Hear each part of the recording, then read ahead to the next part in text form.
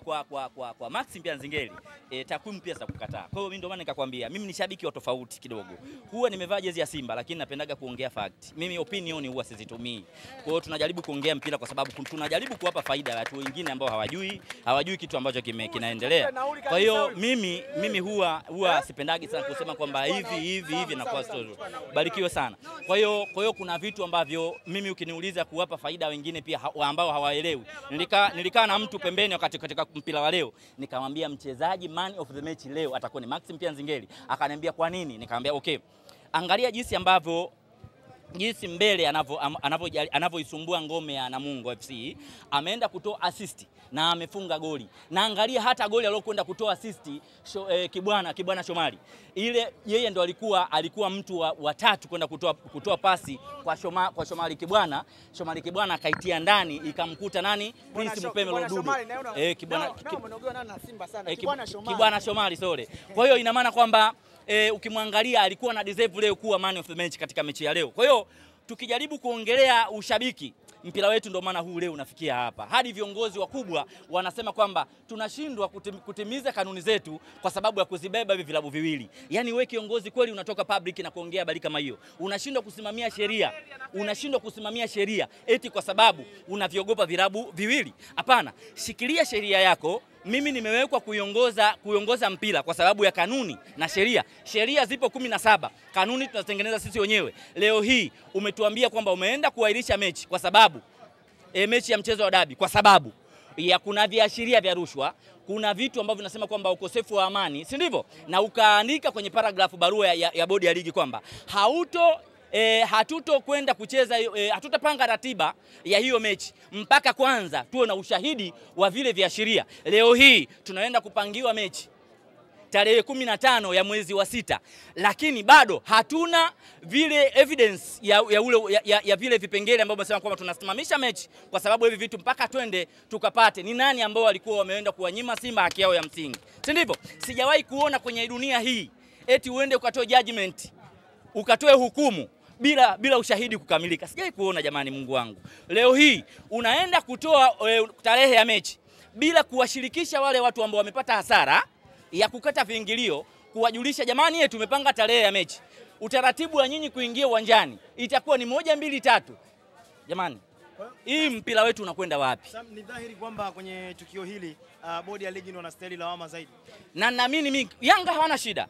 Simba hawana shida. Wao ndo wamepuyanga. Na Yanga wanaposema hatuende kucheza, inabidi waje na utaratibu mzuri wa kuhakikishia Yanga ni kwa nini ile mechi imeahirishwa. Waje na ushahidi. Mpaka sasa hivi watu wote na maana wenye akili timamu wanabaki midomo wazi. Ni kwa nini leo hii wanatoka kutoa tarehe bila ushahidi haujakamilika. Kwa hiyo mimi naamini kabisa Dar es Salaam Young Africans wapo tayari kucheza mechi, lakini kuna baadhi ya watu wajiuzuru. Mimi naamini hicho. Watu wakijiuzuru Yanga hata kesho wako tayari kucheza ile mechi. Wewe unaona kabisa wanastahili kufanywa. Wanatuharibia ndio. Wajiuzuru.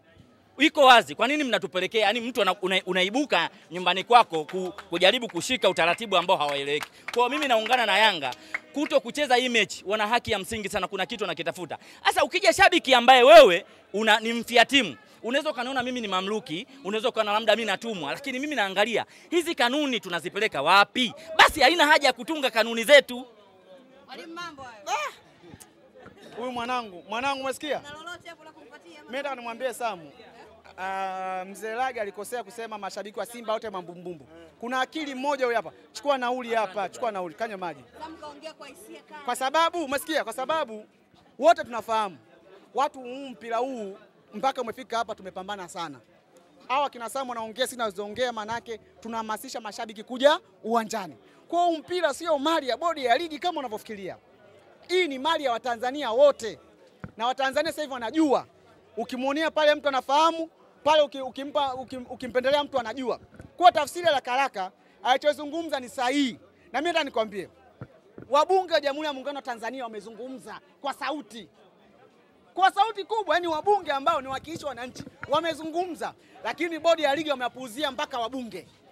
Hiko ni kiburi cha namna yapi? Ndio maana tukasema kwa tafsiri ya haraka kwanza wajiuzuru kwa ajili ya manufaa ya mpira wa nchi hii. Lakini watu wataka kujiuzuru wanaendelea kukaa. Kuna nini bodi ya ligi, kuna nini TFF? Akati wabunge wamezungumza na dunia wamezungumza, na kabisa unaonekana hapa kuna watu wamezulumiwa. Kuna mtu ametoka Marekani, amekata nauli yake, amekuja kwenye dabi. Huyo mtu unamlipizaje hizo nauli na kadhalika? Alafu unapanga tu eti ratiba tutacheza mechi tarehe 15. Lakini umeshakashifu watu, umeweka kashfa katika mpira, kuna rushwa, kuna uvunjifu wa amani. Ni nani wasafishe hao watu? Ni nani wasafishe? Ndio maana tukasema kama mlimuolewa Msukuma alisema hivi, mbunge wa Geita vijijini alisema hivi, hii bodi ya ligi kuna watu wanapendelewa. Hizi kamati ziko kimchongo, na akasema hivyo kindugundugu. Na mimi nataka nikuulize, kamtafuteni kiti manager wa Taifa Stars ni nani? Na kaka na pale TFF ni nani? Shukrani bwana mwalimu. Karibu tena. Dataflow inakuletea uhuru wa kukamilisha chochote na intaneti ya uhakika. Kuwa hewani muda wote, popote ulipo, utakuwa na intaneti ya uhakika. Ni salama na huunganisha kwa haraka. Ina nguvu hata sehemu zenye msongamano. Pata data mtelezo yenye kasi kwa gharama nafuu. Wasiliana nasi. Tembelea tovuti yetu www.dataflow.co.tz.